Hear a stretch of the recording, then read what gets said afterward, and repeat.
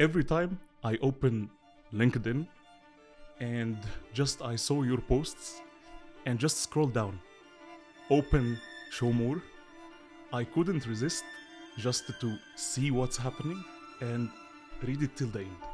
Hussein, welcome to the show. Really appreciate it, and really I'm inspired to be having some person, an inspirational person like you today. Ahmed, thank you very much. First of all, it's an honor for me to be with you, especially in your first episode, which I think it's gonna make big headlines. Not the episode itself, but I think the series itself. So congratulations. I'm very happy to be with you in this first one.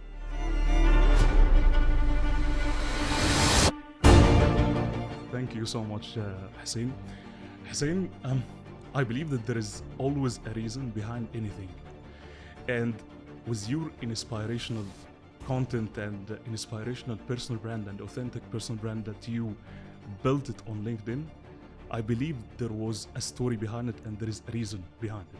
Would you mind if you share this beautiful story? Of course. My story with LinkedIn goes back to, I think, more than 10 years, 11 years. You know, when the social media started, LinkedIn and its cousins, we used to go there and put a status update. Good morning, good night, I'm hungry. You know how it started all. So I didn't understand the purpose of LinkedIn, although it was more focusing on jobs. And if you remember when it started, people thought it's a job portal, which eventually it's not a job portal. It's a place where you expose yourself so that jobs will come to you. I started, and I always said this, by doing quotes. Mm-hmm. Just I come with any experience I had, create a quote, a line, put it on LinkedIn. People used to make fun of me. You know, who are you, Shakespeare? You know, I put the quote and then my name as a signature. So I had people who really liked that, and some of them felt, you know, this guy what is he doing? Eventually, I wasn't doing this for anything. I just wanted to share my feelings and my knowledge. And nothing was personal. Every quote I used to put did not reflect my situation. It reflects a general topic. It can be leadership. It can be anything that happens. But I put it in a small form of a quote, and people started to like those. So eventually the haters became maybe a bit of followers for that. And, you know, when you work in the corporate, people think that, oh, this guy is living on LinkedIn. He's posting every day. يعني ما في شغل, as we say in Arabic. He's on LinkedIn just spending or wasting time there. No, LinkedIn is not a waste of time. LinkedIn is the best investment in your time because you connect with millions of people with one click, and 10 times more efficient than emails or prospecting clients through Google or Yellow Pages or so on. So yes, I saw the potential, and this is where I started to build my profile. I never intend, and I hate the word influencers. Today, irrespective of how much your audience grows, we call ourselves, and you're one of them, of course, contributors. We are there to contribute.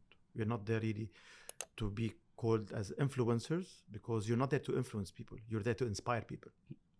So that's my story. And alhamdulillah, today I have many colleagues and friends who support the content and who encourage me to keep writing every single day, creating content. It's not easy, but it's not tough. It's inspirational to see these stories coming, that you started from, I would say, nothing and built this inspirational, authentic personal brand.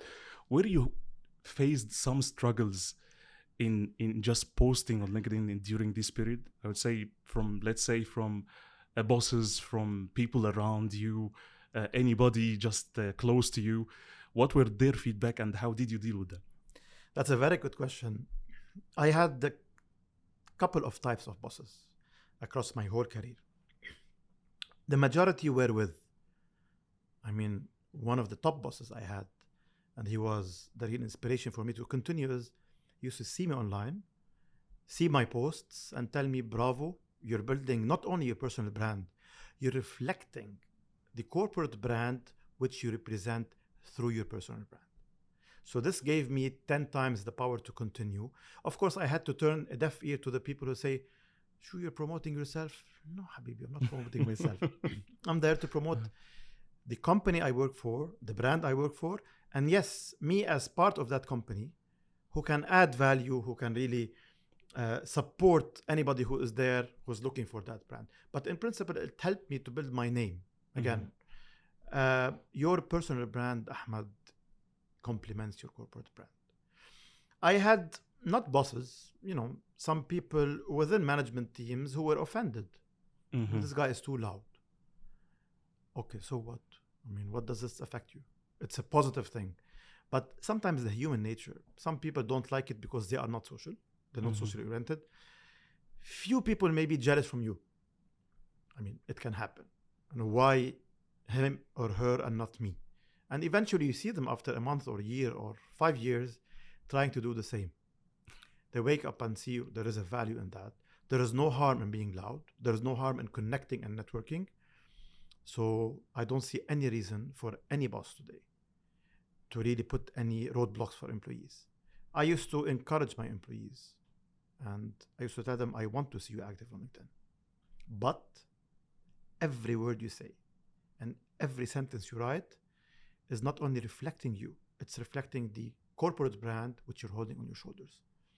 And this made them think twice, not to post or not, how to create the content. It's okay to take a cup of coffee in the morning with the company brand and say, I'm enjoying a morning coffee in the office. This reflects that you have happy employees. This tells people you are maybe an employer of choice. مش عيب, as we say in Arabic. It's okay. But of course, you have to consider that there are some things that you cannot post when you engage with big brands. I fully respect the big brands who put for you some boundaries because any bad word is going to reflect the whole brand, especially public companies. But again, don't suffocate your people. Give them the freedom to connect, build their personal brand. I always say, if you are not able to give the employee a lifetime job, you cannot block them from building their own profile, to be exposed, so that if you decide to make them redundant, they have someone who can take them and they know them. That due diligence is already done on LinkedIn.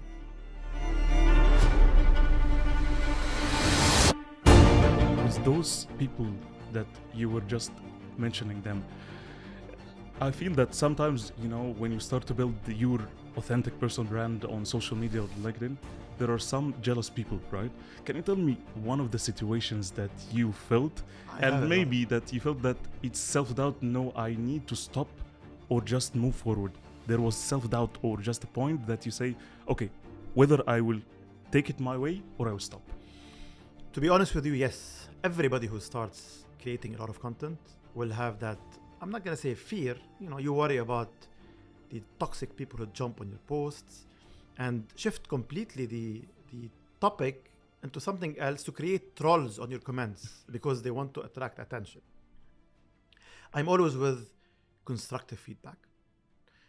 I'm always with negative constructive feedback through a direct message and not on the post itself. You cannot go and just throw your negativity on people's posts or be a party spoiler just because you want to get attention. And some people do it, by the way, because they want to get likes on their comments. And I remember them and I know them by name. So, it's not good for them. For you as a content creator or as the author, it's not going to affect you. It's just somebody who's putting their own opinion, which you can respect, but there's a limit. So I used to think twice. If I post this, what will be the reaction? But I know I'm not posting something negative. And if you go to all my timeline, I never put anything negative. Everything either positive or logically actual. So something that happens in today's words. I was a bit worried about this, but gradually I learned that if you have 6 out of 10 people who like your content, it's more than enough for you. You don't need the 10. You can never be perfect. You can never impose your ideas or mindset on others because we're humans. So always go with the majority who support you. One of the things that sometimes is very annoying is people jump into your posts and speak about something completely irrelevant to that. So you come here and say, what should I do? Should I delete the comment? It's not good, unless it is an advertisement, you have to remove that. Yeah. But sometimes you just keep it there. Keep it there, don't engage on it, not because of a disrespect of the person. You have to appreciate that somebody took the time to write and comment, irrespective of the type of comment, but keep it there. If you engage it, you will give it more attention. If you don't engage energy. it, you will drain your energy. Yeah. I had a situation, or a couple of situations. You know, I always amplify brands. Okay, I do it because I always like to share the best practices of big companies, of big brands, of people as well. I amplify people, I promote people. It's, LinkedIn, there is no monetization. Let's be realistic here. 100%. Today, nobody is monetizing directly from LinkedIn through the content. The way you monetize is indirectly by having people coming to you as inbound leads because people believe in your values and they want to work with you as a person. That's the only way. So every time I used to, let's say, for example, have a good engagement with the brand, I recommend them. I take a photo with one of their employees, their brand, in their shop. So some comments used to come and say, oh, how much they paid you for this? And it used to frustrate me a lot. And you don't reply. The next post, the same people, if you promote people, oh, you say you support people, apparently they're paying for you. This is very, very, very bad.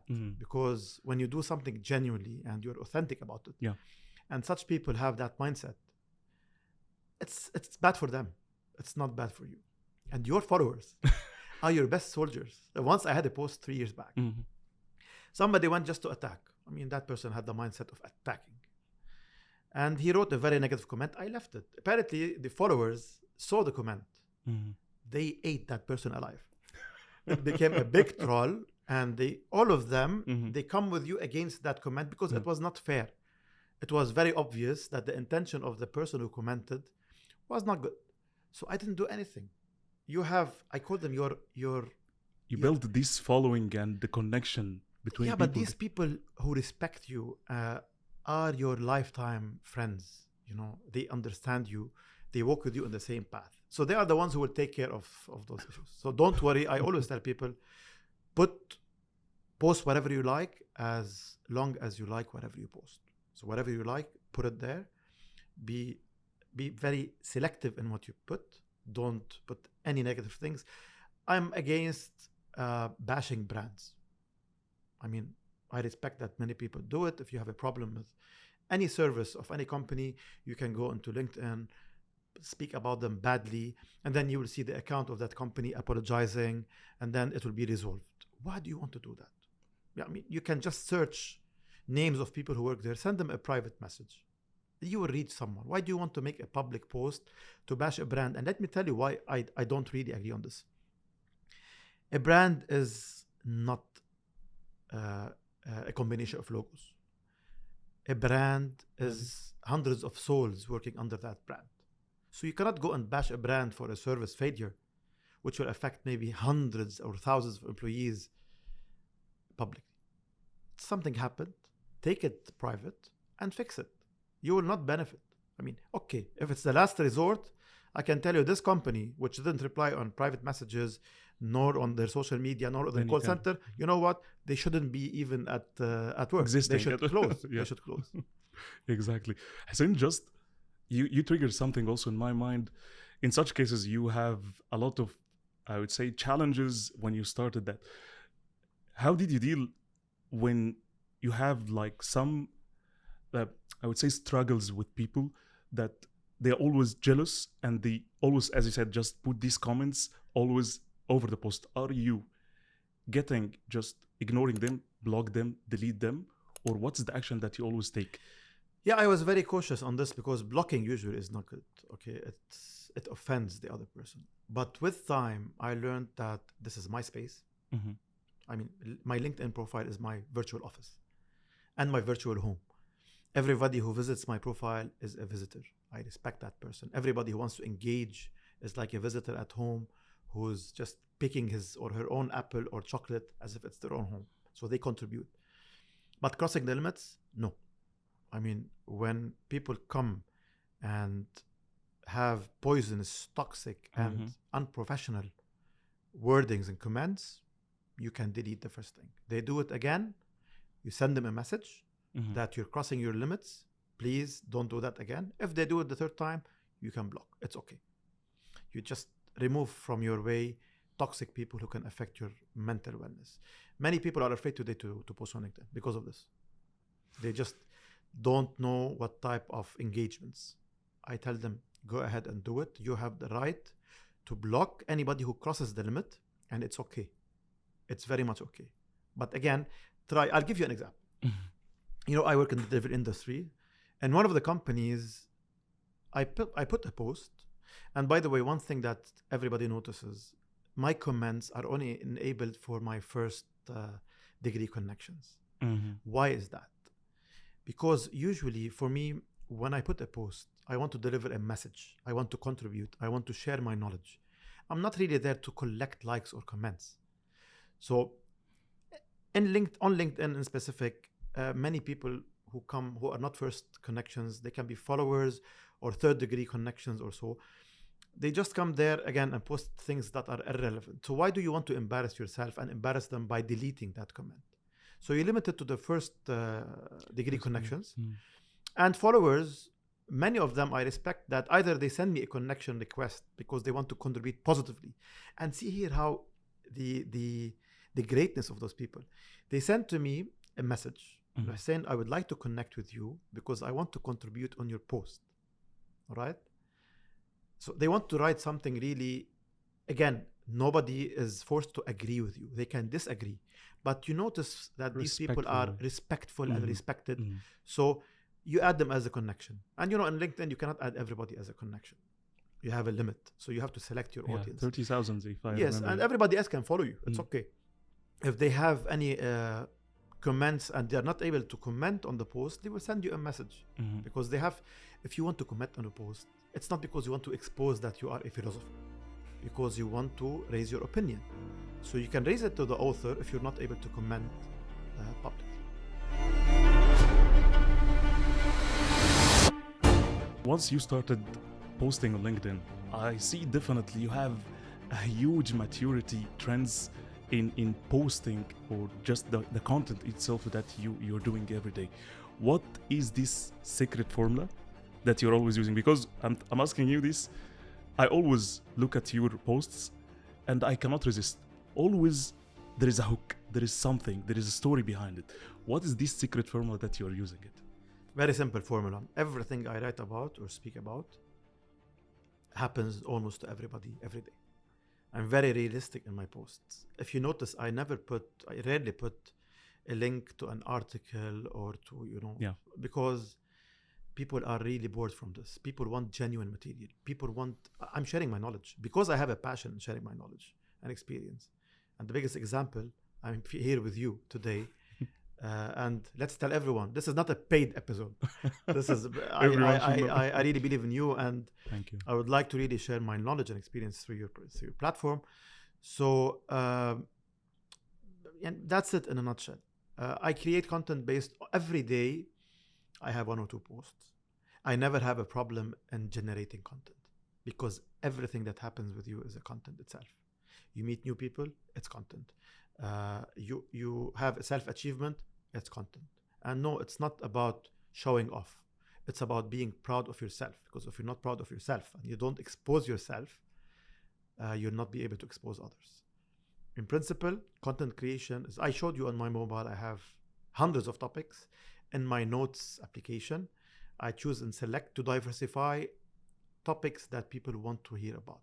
And again, every single thing I write about either happened with someone I know, or it's happening in general in an industry whereby it touches the nerve of people who are struggling from that. One time, one of my valued followers told me that sometimes I call you the voice of the people, of the voiceless people. Exactly. Look, it really touched me. Maybe I have the courage to speak about taboo topics. And when I say taboo topics, they are not really bad topics. They are topics that some people are afraid to speak about because it can maybe trigger the anger of their employers. It can trigger the anger of, I don't know, their relatives. But in principle, everything is professional. So it's okay to expose things in a constructive manner for one purpose. I post on LinkedIn for one purpose, for impact. It's all about impact. I never want to be famous. I never want to be an influencer. I just want to leave impact and leave a name and a stamp when we leave this world. As simple as that. A legacy. A legacy. Hussein, if I'm in a position that I want to share something, but I'm really afraid to do that thing, what would be the advice that you can give it to me to start posting on LinkedIn? I know that, for instance, that I have great values and I have great experience. How can you convince me, and how can you crash these limiting beliefs inside my mind to start doing that? And as you said, personal branding, it's like an attraction. You can attract all the opportunities once you're here. Just you will not push yourself. It will be a pull game. So what is this advice that you can give to anybody who's listening to us right now, has some greatness, has some experience, some values, and wants to share it, but afraid? What is your advice? The first thing you need to do is to break the fear. I mean, what are you afraid from? People, the worst that can happen is nothing. Simple. Just keep it simple. The worst that can happen is nothing. A negative comment, it's okay. You cannot please everyone, and you're not in the business of pleasing everyone. So the moment you decide that you want to create a post and you are sure that that post, as I said, I'll tell you now, by the way, what really taught me to review my posts and what I look into every word before pressing post. Sometimes you have to edit because it's a grammatical mistakes here. Think of it as an opportunity and not as a threat. And you don't care about the likes. A lot of people come and say, I've been posting for a year and I get 2 likes. It's never about the likes. Let me tell you why. Every post you put on your LinkedIn is like decorating the wall of your house. You're putting a new painting, a new beautiful painting, which somebody will be impressed with it. So tomorrow, if anybody wants to sign a contract with me or with you, they will go to your LinkedIn profile, right? They don't care about how many likes or how many followers. They will read your content. So your content is reflecting who you are, your personal values. But you cannot fake it. Never fake being a leader on LinkedIn. Never fake being authentic on LinkedIn. I know many people, and this is so bad for them. Many people, top executives maybe, or senior people, who go on LinkedIn and speak about leadership and show that they're empathetic. But you go back and see how they are in the office. And it's not from me. Their employees, when you're sitting, look, it's a small community. So when, let's say I tell someone, oh, your boss is super active on LinkedIn, he's speaking about empathy, come see how he treats us in the office. That person or that leader will immediately be flagged, and gradually it's a word of mouth that he's just there to inflate and fake his leadership, so he will never get what he's expecting from LinkedIn. You can get bots and whatever it is and 100 likes and all these, and it's super easy to do it, although LinkedIn is super in blocking those, but it's never about the number. It's about really the people who read your post and don't engage. And by the way, many people who maybe like my content, they don't engage. They send me a private message, or they see me in a mall walking and shake hands and say, you know what, we like your posts, but they never engage. So the secret admirers are your real people. They're silent because they observe and enjoy. And when you go and meet them for business, for a job, for anything, they know you. So this is what I always tell people. Don't be afraid. Nothing is going to happen. It's a positive thing. It's an opportunity. I mean, your name is going to be shown in people's timelines unless they unfollow you. Many people unfollow me. Many people come and tell me, I say, you see you twice a day on our face. I unfollowed you. It's okay. I respect that you're telling me that. Maybe you're so busy to read my posts, although you can read them at night. Exactly. And maybe my post is not adding value to you. And this is what you want. And I have something funny. Once I had to tell someone, because he was very aggressive. I told him, you know what? You are unfollowing me because everything I'm talking about It's touching. is touching you, because maybe you are one of those people. It makes They sense. followed me again. You mentioned that about posting on LinkedIn. It's some way you pass this. It's easy for you.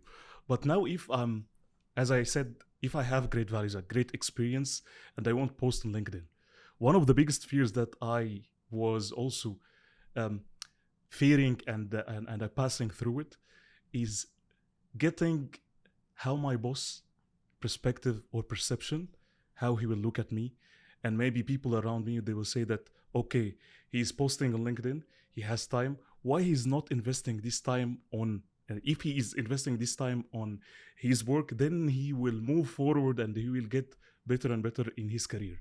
What's your advice for people that they have these fears inside their mind? First of all, I will go to your boss and tell him or her, if you invest your time, or if you invest the time of watching Ahmed all the day on LinkedIn, watching him, what he's doing, if you invest in your time in creating content like Ahmed, trust me, you will become a star. Number one. So whoever really monitors you in this deep way is wasting their own time. Number two, you are not wasting time on LinkedIn, and LinkedIn is not a gaming platform whereby you're just playing a game all the time. Creating a post, Ahmed, I mean, with practice, you will learn that. Creating a post will take 10 minutes. You may create a post at night. All my posts are created either at night, or I'm driving the car, an idea comes, I park, and I take it, if you see those videos, from the car. I never prepare, never script. It's instant. But the question is, why should your boss block you in posting personal things? They don't have the right. It's your own platform. But again, you shouldn't post something bad or negative, because you are part of the organization. Many times I have people who come and tell me, and that's really strange, saying, we like your posts, but we don't engage, because I'm afraid that my manager will see that, because it will show on his or her timeline. I'll tell you why I'm saying his or her now.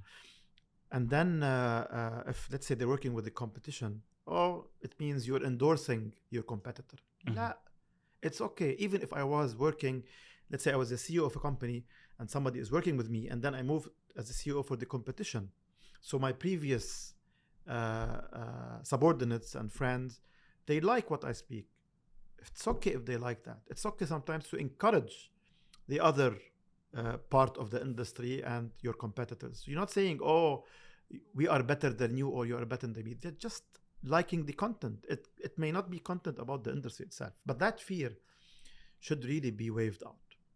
Unfortunately, this will not work with everyone, because some bosses still think that if you like a post on LinkedIn at 2 p.m., it means you're not doing work, you're living on LinkedIn. No. LinkedIn is becoming part of, this podcast is not sponsored by LinkedIn, but because we really value this platform and all our connections and maybe all our work is coming from there, it's good to speak the truth here. Being on LinkedIn today is 10 times more efficient than maybe being in the field. In the field, you meet 4 people. On LinkedIn, you meet 20 in a minute. So let's look into this as an opportunity. Let's really encourage our people to be loud and proud about the brand that they represent and about themselves. I'll be very proud to see one of my people writing an article about the industry, and then people are engaging. What they will say? They will say, that person who works with Hussein is really smart. He represents perfectly well his company. He's so knowledgeable. If I was a bad boss, I'd be afraid, if this guy is posting, maybe the CEO of my competition will see that post and they will see he's so good, so they will headhunt him. This is a sick mindset. You cannot own people. You never can own people. It takes them a resignation letter that can be written in 5 seconds and leave you. So I think this mindset should change.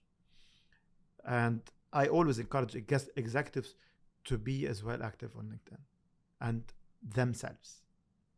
I respect the fact that you have busy ones who cannot, and that's perfectly well. But the ones who can, my advice, that's not a rule, that's just an advice, don't outsource it.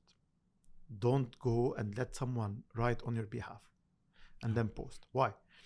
When a very top CEO in the region or in the country puts a post, And I'm not talking about posting about, let's say, a link which take you to a celebration of they launched something, an achievement of the company. No, I'm talking about thought leadership. Thought leadership, Ahmad, cannot be outsourced. You cannot say I'm a thought leader and go and get an agency to write on your behalf. Tomorrow, when the agency puts this under your account, and then people who really look up at you come and comment on that, okay? How bad it is if, let's say, somebody on your behalf would reply and say, thank you, Ahmad. You will be happy. Wow, that person, he's so humble. He replied to me. But eventually it's not him or her. How bad it is when you know. I mean, this is extremely important. People underestimate this. We are genuine and we have to be authentic with our audience. Otherwise, better not to do. Because it will dilute your message as well. If you said, as you said, if the agency, they don't know that the personal values, they don't know the expectations, they don't know the thoughts in our mind. As you said, I like what you have said already, that you have always situations every day touching, right? Because it's from your personal experience. It's easy to outsource it, but it's hard just to take it or give it from your heart. It's not just like working like that. What I love in your always content, the videos that you are going. I believe there is a secret also behind it, and I'm just eager to know. When you open, I always see this, you put your mobile inside the car and you start to improvise. Do you have some criteria, some framework that you are always getting? Because you have some ideas, right, in your mind. Do you set some points that say 1, 2, 3, 4, I will do it, or just you improvise in your video content? Honestly, I improvise. And sometimes I'm surprised because if you notice in my videos, you will never see a video from me, from now till forever, which is cut. Yeah. You will not see a video which is cut and then, I'm merging 2 frames. No. Mm-hmm. I press the camera. I always have an average of 1.5 to 2 minutes because I don't want people to be bored. And the moment I know what I'm talking about, it rolls. I mean, I can speak for 10 minutes, but people will not really like that. So no, it's very spontaneous. Again, of course, sometimes I do it always from the car, but definitely the car is parked, super safe, nothing, because sometimes people will jump, put your seatbelt.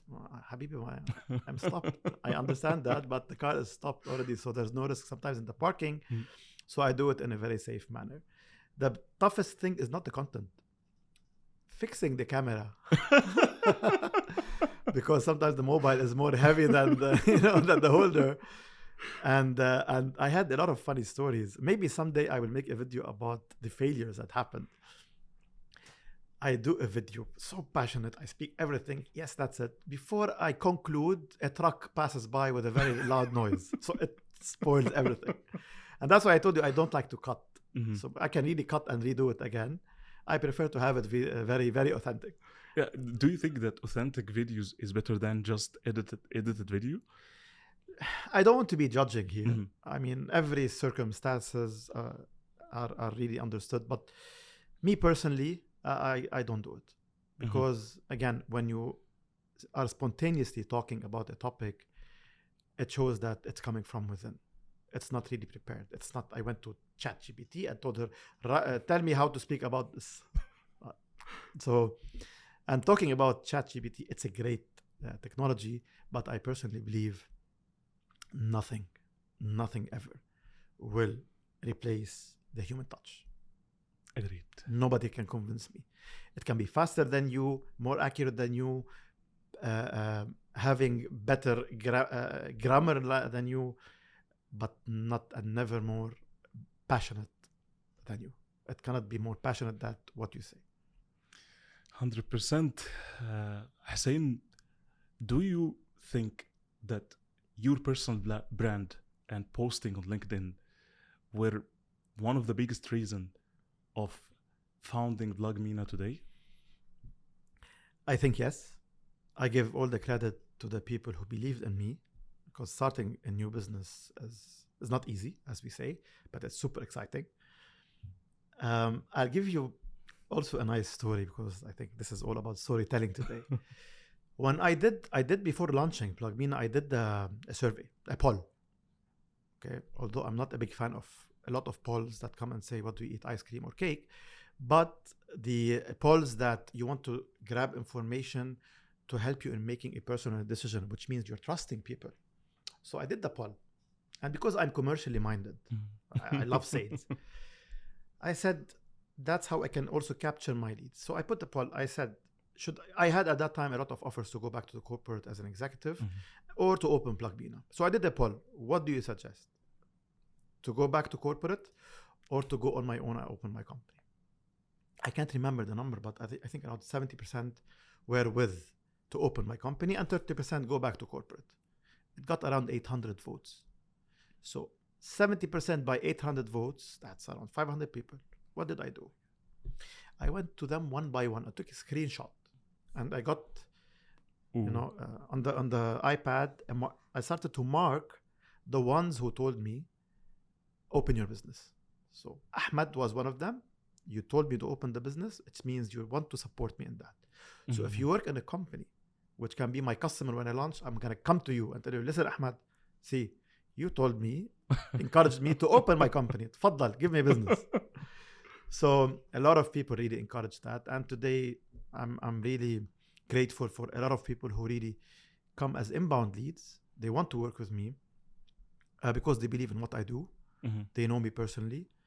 And it's never because they just see me always loud on LinkedIn or my personal brand. My personal brand for you is only a shell if you don't know me.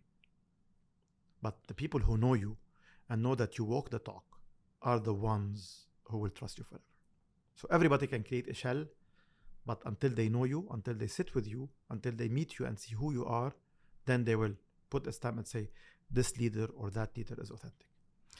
Was it easy decision just to or hard decision just to go? You have two different ways, right? Yeah. Whether you go back to the corporation, and it's the easiest way I would say here, or just building your PLUG MENA in that way. What was the trigger that you say, okay, I will do PLUG MENA? Because it's easy, I go for the corporation, I have offers, you have great personal brand, and you have great values. It's easy to take that way. Why you took this hard way? There is a story here. I was in a mall exactly 1 year back with one of my great friends. He came from Egypt, and I'm sure when he watches this, he will remember that moment. I was in the middle of negotiating a couple of offers that were coming to me.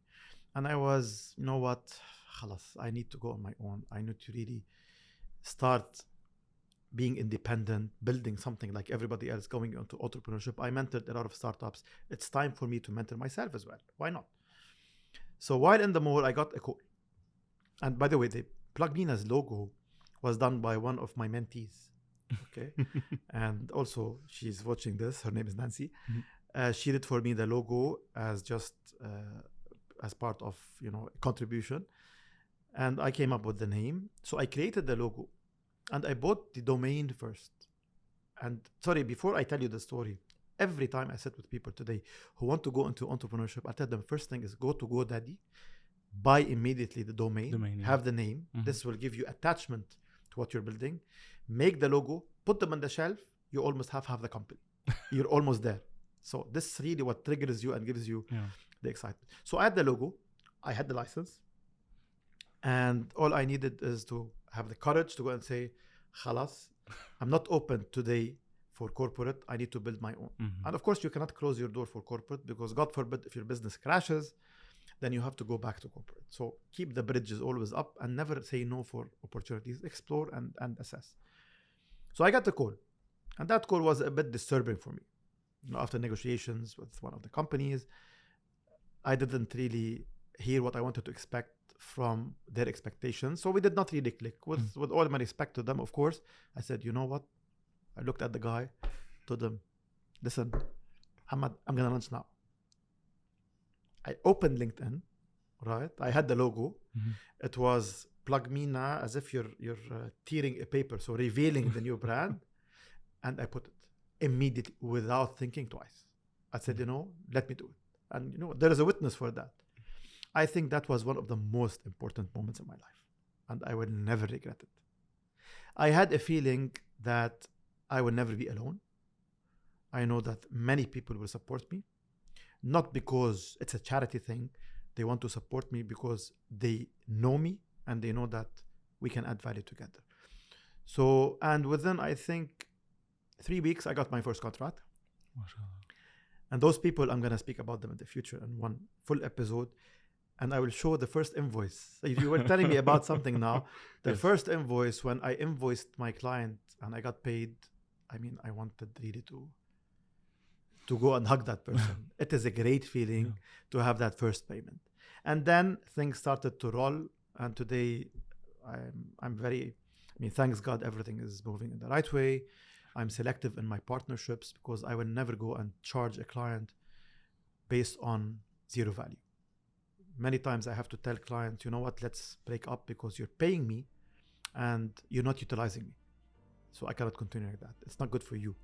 And then I spare my time for clients who really utilize me, get the best out of me, and it becomes a win-win situation. So we're selling our time and knowledge and experience today. And the most expensive thing today to sell is knowledge, not experience.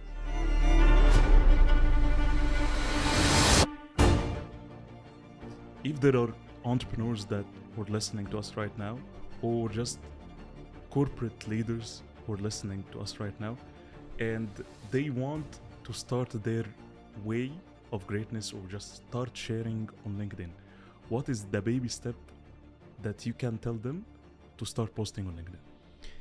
Start putting content that reflects your values. Don't focus on sharing other people's content. Create your own content. Anything that comes to your mind which you feel that it can really benefit others, even if it's 1%, put it. 0 likes, ma'ali, it's okay. If you had 200 views, okay, you have 200 people who saw that.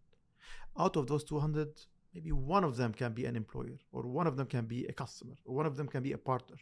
You want one person. Sometimes, you know, me and you, we put a post that gets 500,000 views. From the 500,000, one person can change your life. You know, can change your life literally. So take the move, have that courage of sharing your knowledge and experience. And whenever you face any problem, and what should I post today? What should I put content? As I said at the beginning, everything that happens to you is content. Diversify.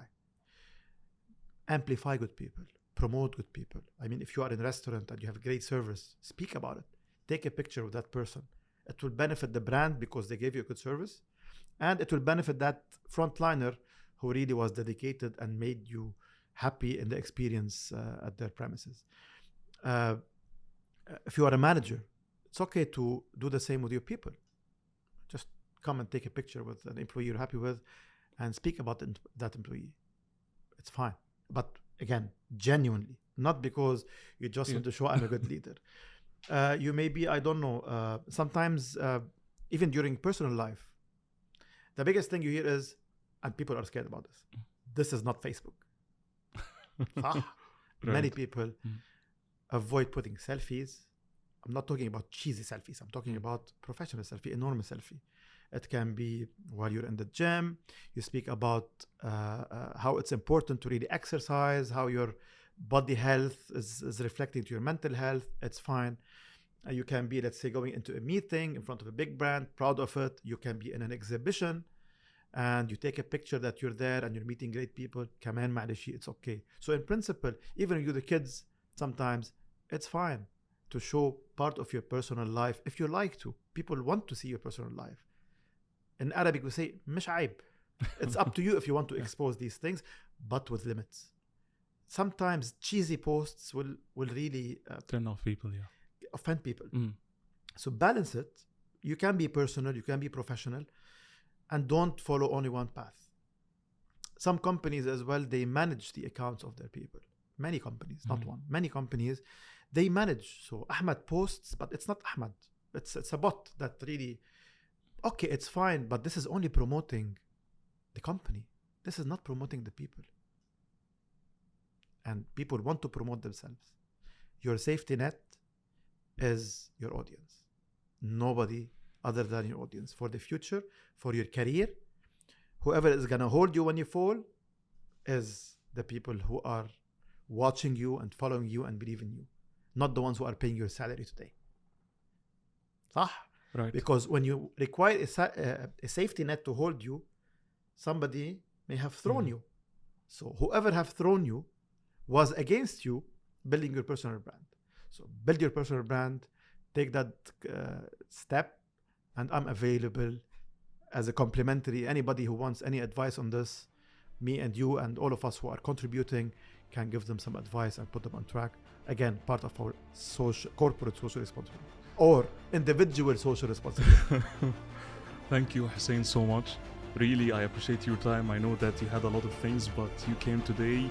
I really appreciate your values, your experience, and I'm sure that what you have said today will impact a lot of people's lives. Thank you so much. Thank you, Ahmad, and good luck in this year. Thank you so much. Thank you so much.